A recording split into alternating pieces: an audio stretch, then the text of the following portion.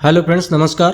तो आज हम बात करेंगे यूपी स्कॉलरशिप से संबंधित। जैसे कि बहुत सारे स्टूडेंट पे ये ऐसा कुछ इधर आ रहा है, यहाँ पे UID never enable for DBT और इसके आगे लिखा हुआ है and beneficiary has been created based on account. तो जैसा कि मैंने पहले की वीडियो में आपसे बताया था कि आपको बैंक जाके केवाईसी करवाना पड़ेगा, लेकिन हो क्या रहा है कि आप केवाईसी कंप्लीट कर रहे हैं लेकिन अभी तक आपका जो अपडेट है, जैसा कि ये एरर है, वो हट नहीं रहा है। तो उसके बारे क्या करना है और करवाना है या नहीं करवाना है, हटता है कि नहीं हटता, इससे कुछ फर्क पड़ेगा, तो उस विषय पर बात करेंगे। उससे पहले आप हमारे चैनल पर नए हैं तो चैनल को जरूर सब्सक्राइब कर लीजिए, वीडियो को लाइक करिएगा, शेयर करिए तब तक, ताकि सभी तक ये जानकारी पहुंच सके। तो चलिए वीडियो शुरू करते हैं और आपको पूरा प्रोसेस कंप्लीट यहाँ पे बताते हैं। तो सबसे पहले इसकी हम ऑफिशियल वेबसाइट पर आ जाएंगे। तो जैसा कि यहाँ पे इन्होंने पहले से दे रखा है, समस्त छात्र छात्राएं जिन्होंने अभी तक अपने बैंक खाते में आधार सीडिंग नहीं कराया तो तत्काल अपने संचालित बैंक में आधार सीडिंग करा ले। तो इसका मतलब यह है कि इन्होंने पहले ही ये चीज़ बता रखी है कि आपका अगर बैंक में आधार सीड नहीं है तो आप बैंक से आधार सीडिंग करा लें।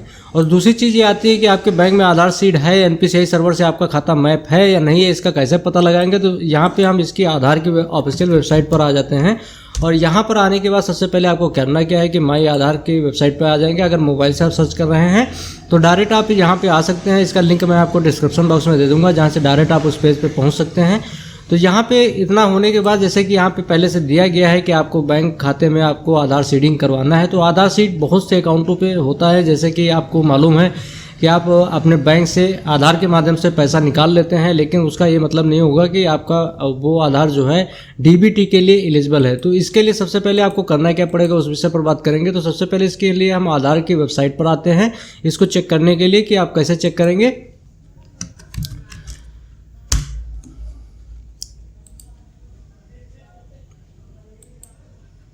तो यहाँ पे जैसा कि आप देख पा रहे हैं कि आधार का तब तक पेज खुल रहा है यहाँ पे, और यहाँ पे जैसे कि आप देख पा रहे हैं कि माई आधार का ये जो ऑप्शन है, यहाँ पे जब आएंगे तो इसका लिंक मैं आपको डिस्क्रिप्शन में सीधे पे दे दूँगा, जहाँ से आप डायरेक्ट इस पेज पे आ सकते हैं। तो यहाँ पर आने के बाद देखिए यहाँ पे लिखा हुआ है चेक आधार बैंक सीडिंग स्टेटस। तो यहाँ पे आप क्लिक करेंगे और क्लिक करने के बाद यहाँ पर आपको अपना आधार नंबर देना है और यहाँ पे कैप्चा फिल करना है, सेंड ओटीपी पे क्लिक करना है। तो आपके रजिस्टर्ड मोबाइल जो आधार से रजिस्टर्ड नंबर होगा उस पर एक ओटीपी जाएगा, तो आप वहाँ पे ओटीपी डाल के और सबमिट करेंगे तो आपको वहाँ पे दिखाएगा कि आपका कौन सा बैंक जो है एनपीसीआई सर्वर से मैप है और डीबीटी एनेबल है। अब इतना सब कुछ होने के बाद सबसे पहले आपको स्कॉलरशिप के वेबसाइट पर आ जाना है। बहुत सारे ऐसे वीडियो आ रहे थे जिसमें बताया गया कि यूपी स्कॉलरशिप आ चुकी है, बहुत सारे लोगों की आ रही है। तो इसमें आपको मैं बताना चाहूँगा अभी यूपी स्कॉलरशिप किसी की भी नहीं आई है। यहाँ पे आप डैशबोर्ड का ऑप्शन देखेंगे, यहाँ पे जैसे हम क्लिक करेंगे तो हमारे सामने कुछ ऐसा पेज ओपन होगा। तो यहाँ पे आप देख पा रहे हैं कि यहाँ पे सीधे तौर पे ये दिया गया है कि अभी यहाँ टोटल अमाउंट जो आप देख पा रहे हैं वो अब भी यहाँ पे 0 ही है, यानी कि हमारी किसी भी डिस्ट्रिक्ट में अभी जो है स्कॉलरशिप नहीं भेजी गई है।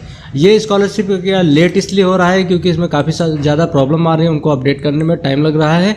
तो यहाँ पे दूसरी चीज़ आती है यूपी स्कॉलरशिप के जब ऑफिशियल वेबसाइट पर आ जाएंगे तो यहाँ पे सबसे पहले अपना स्टेटस को चेक करना है।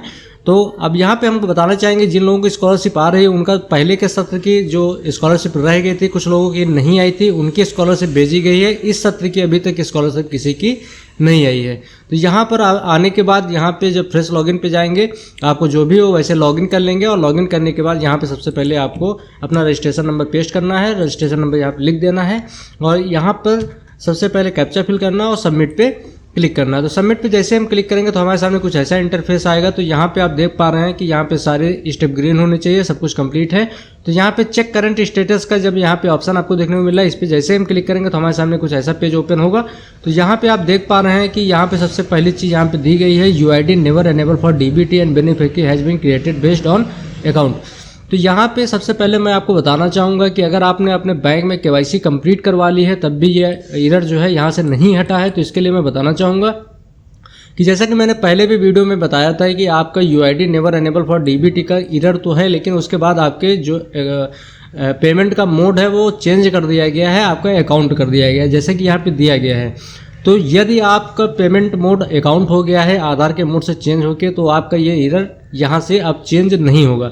लेकिन है क्या कि जब भी आगे कोई अपडेट होता है सरकार की तरफ से कि अगर वो पैसा डीबीटी के माध्यम से ही भेजेगी तो आपको ये कराना जो है, मैंने बोला था केवाईसी करवाने के लिए इम्पॉर्टेंट है, आपको केवाईसी करवाना पड़ेगा। इसीलिए मैंने बोल दिया अगर ये आपका एरर आ रहा है तो आपको केवाईसी करवाना ज़रूरी है ताकि आपका ये डीबीटी भी आपके अकाउंट पे इनेबल हो जाए। इसलिए मैंने बोला था। बाकी अगर ऐसा ही एरर आ रहा है अभी के देखते हुए, अभी अगर ऐसा एरर आ रहा है तो ये एरर नहीं हटेगा, क्योंकि अब यहाँ पे जो आपका पेमेंट मोड है वो आधार से हटा के अकाउंट कर दिया गया है। तो समझने वाली चीज़ है, यहाँ पे पहले आपका पेमेंट आधार के माध्यम से भेजा जाना था, तो उसी की वजह से UID never enrol for DBT का जो एरर आया। लेकिन है क्या कि जब वो एरर आ गया तो सर यहाँ पे यूपी स्कॉलरशिप के द्वारा किया गया कि आपका जो पेमेंट मोड है वो अकाउंट नंबर के द्वारा ही आपके अकाउंट में पैसा भेजा जाएगा। तो जैसा कि ये इस एरर का मतलब कोई नहीं निकलता है, तो आप जो है सीधे से आपके पैसे का जो पैसा भेजा जाएगा यूपी स्कॉलरशिप का, वो अब आपके सीधे अकाउंट में आएगा, वो ना कि अब DBT के माध्यम से आएगा।